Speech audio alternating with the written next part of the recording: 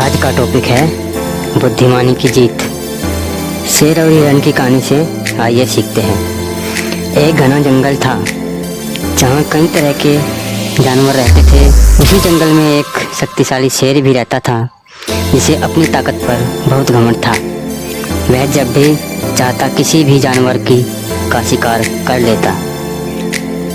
जंगल के सभी छोटे जानवर उससे डरते थे, खासकर हिरन जो उसकी सबसे पसंदीदा शिकार था। हिरन की चतुराई।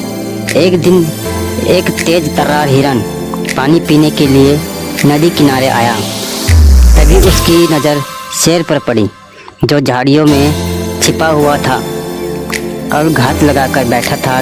हिरन समझ गया कि शेर हमला करने की फिराक में है।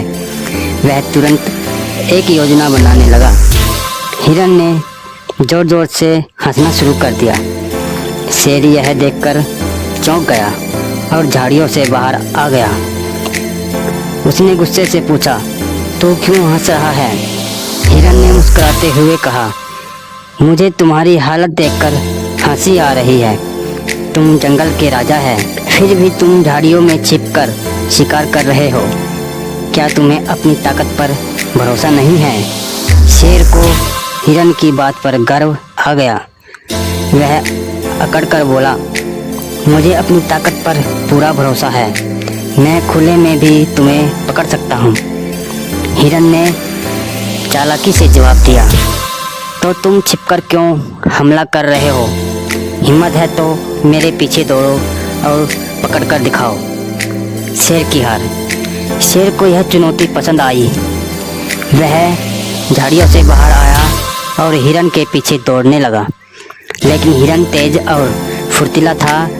उसने जंगल की सिकरी और पथरीली पगडंडियों पर दौड़ लगाई जहां शेर का दौड़ना मुश्किल था।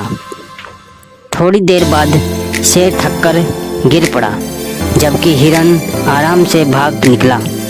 शेर को अपनी मूर्खता का एहसास हुआ और उसने मन ही मन सोचा, शक्ति से ज़्यादा बुद्धिमानी जरूरी है।